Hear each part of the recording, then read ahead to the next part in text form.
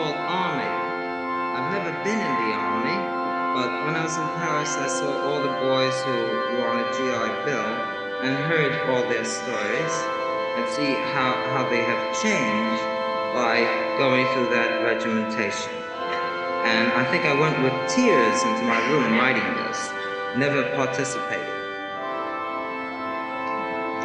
Yes, that's even laughable almost, damn it. It is in a way. It's all laughable, huh? It's called Army. Thrice. What they didn't tell me, what I saw at West Point, is a gigantic statue of Patton. And here you have all these young angels going to school, and you have this big statue of this man with 2 guns on his side. And that impressed me very much. I never forgot about that statue. So I think I picked very much on this man. But with love. It's all necessary.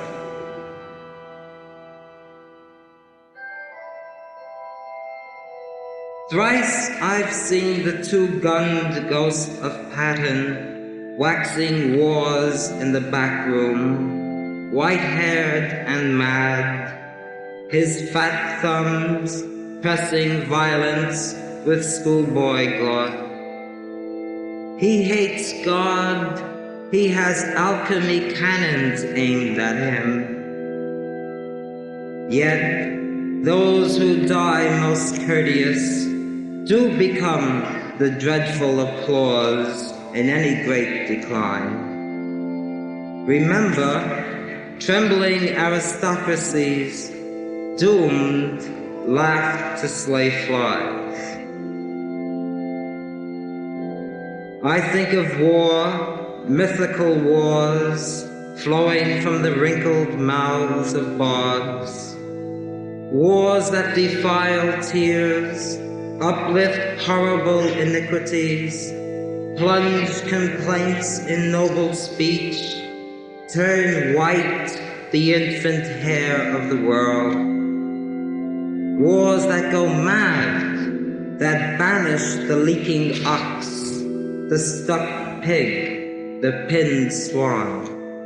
Wars that drink blackberries, wars that pee behind a hideous shack of farm. Wars, wars, wars, war. A blessed hour stole from the heaven of God.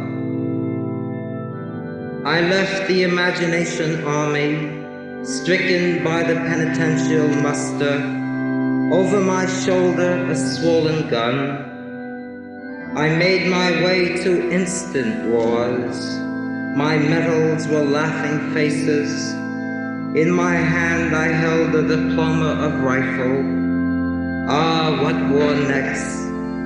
I stood on the threshold, my army-gloved hand, its woeful knock provoked the door of peace, and Athena requested my unbecoming. I stepped upon an old bombardment, my path pyloned by dark meditative generals. So, I cried, so this is the sadness of generals. I sat a while in the arms of Eisenhower and slept, and dreamed the great bomb had died. Its death rattle made stentor in the breast of my human bed.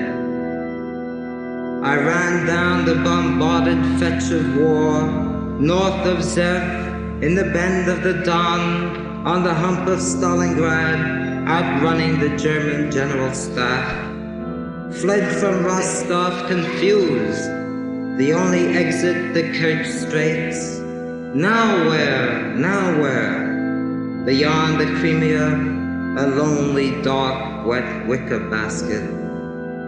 Oh, the basins of the Don, the Volga, the great bend of the Don, Generals Vatutin, Golivkov, Kuznetsov, Lulishenko. How can I love the army? Doves honk it wicked. Nothing I know wishes a young man died. Perhaps army. One concise bullet aimed at the heart can never separate youth from youth. Perhaps army can.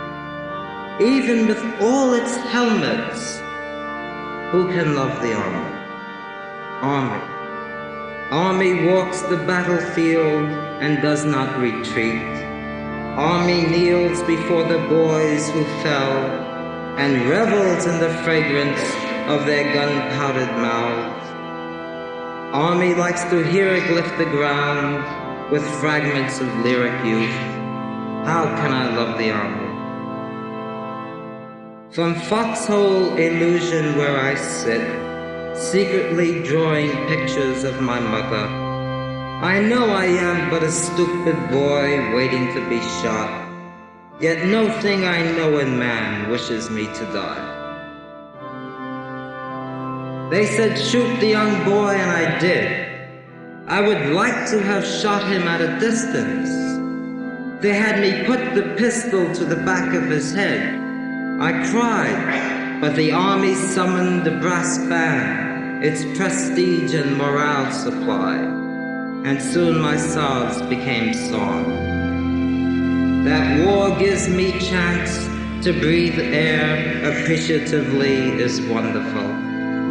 That I may die with all my beautiful hair is not forbidden. That I no longer dream of Jane or my cats, but of flying fortresses is forgivable.